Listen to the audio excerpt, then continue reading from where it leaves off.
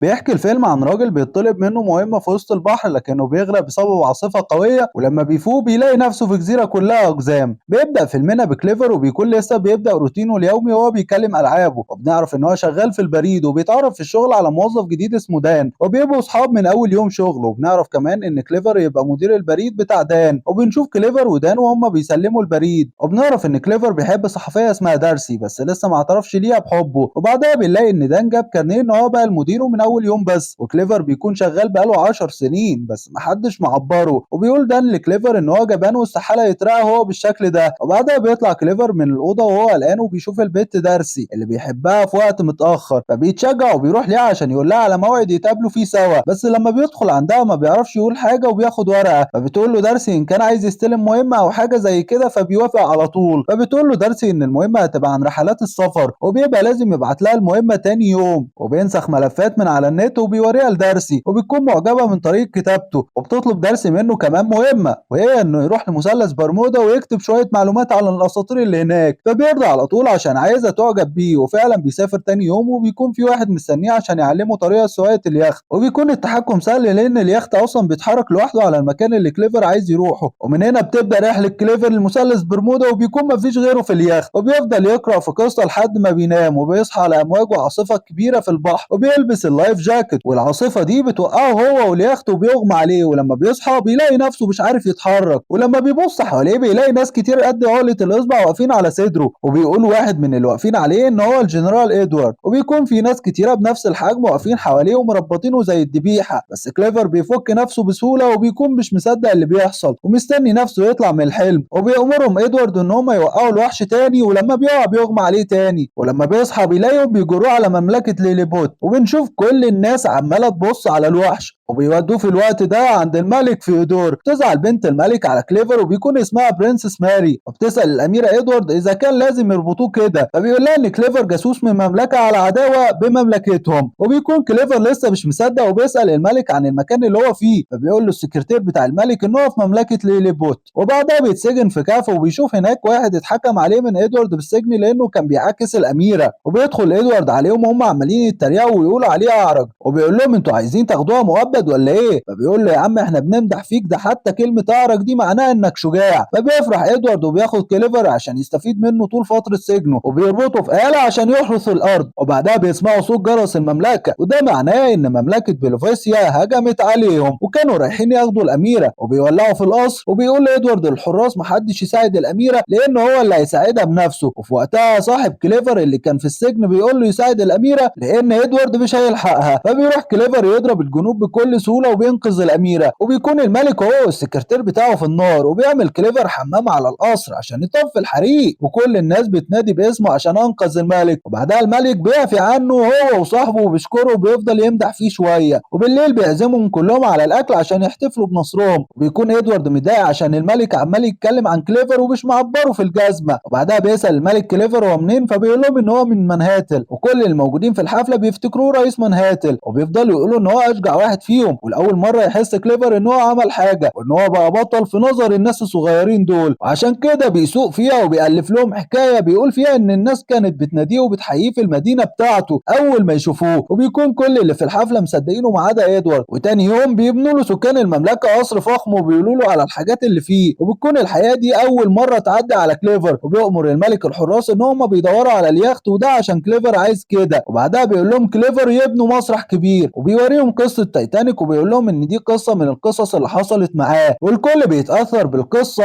الا ادوارد. بيسال كليفر هو نجا ازاي، فبيقول له ان هم انعشوه. وبعدها بنشوف كليفر هو وصاحبه وبيطلب منه صاحبه ان هو يساعده عشان يلفت نظر الاميره ماري. فبيستخبى كليفر وبيملي صاحبه كلمات شعر فبتبدا تحبه الاميره، بس بينادلها في الوقت ده ادوارد عشان يقول لها كلمتين حلوين لانهم المفروض كانوا يتزوجوا، بس الاميره ماري ما بتحبوش. وفي الوقت ده بيلاقوا الحراس اليخت وبيشوفوه فيه كنزات الكوكاكولا الضخمه صدمة بالنسبة ليهم طبعا. وبنشوف كليفر وهو ماسك تليفونه وبتكون دارسي بعتله رسائل صوتية كتير، وبيسمعهم كليفر وبيلاقي ان دارسي عرفت ان هو نسخ المقولة من على النت، وبتفضل تهزق فيه في الرسالة، وبتقول له كمان انها هتروح تعمل الابحاث عن مثلث برمودا بنفسها وما عادتش محتاجاه في حاجة. بس ما بتفرقش مع كليفر ومش بيكون عايز يرجع لنيويورك لانه لقى الحياة اللي كان عايزها. وبعدها بنشوف ادوارد وهو رايح للملك وبيقول له ان هو شاكك في كليفر، فبيطرده الملك وبيقول له ان كليفر اكتر واحد بيثق فيه، وبيدي الملك لكليفر رتبة الجنرال وبينزل رتبة ادوارد لمساعد الجنرال. فبيتضايق ادوارد وبيوقف نظام الدفاع بتاع مملكة ليلي بوت، وده بيخلي المملكة معرضة للخطر من الاعداء. وبنلاحظ ان المملكة التانية كانت مستنية اي فرصة فبتهجم عليهم اول ما بيضعف الدفاع، وبيكونوا قربوا يوصلوا للمملكة وبيفضلوا يضربوها بالمدافع. وبما ان كليفر هو الجنرال هو اللي لازم يدافع عن المملكة، وبنشوفه وهو نازل البحر وبيفضل العدو يضربه بالنار بس ولا بيتأثر، وفي الاخر بيهزمه وبيكون انقذ المملكة تاني. وبنلاقي الناس بتعمل ليه كل اللي هو عايزه، وليه حلاقين خصوصيين عشان يحلقوا له شعره وبيكون مزاجه عالي العال. وبعدها بنشوف ادوارد بيدخل عند الاميرة وبيقول لها انه عادي يدخل عندها في اي وقت لانه بيحبها. واخيرا بترد عليه الاميرة وبتقول له انها مش بتحبه، وساعتها بيتعصب ادوارد وبيروح لملك المملكة المعادية وبيطلب منه يساعده، وبيوري له الكتاب اللي الجنود لقوه في اليخت بتاع كليفر وبيكون بيتكلم عن صنع الروبوتات. وبيوافق الملك ان هو يساعده في صنع الروبوت عشان يتخلص من كليفر. وبتعدي الايام وبنسمع الجرس بتاع المملكة بيرن، وده معناه ان في هجوم على المملكة، وبيجهز كليفر نفسه وكمان الجنود الصغار. بس بيتفاجئ لما بيلاقي روبوت ضخم، والمفاجأة الاكبر ان ادوارد هو اللي متحكم بالروبوت وبيتحدى كليفر،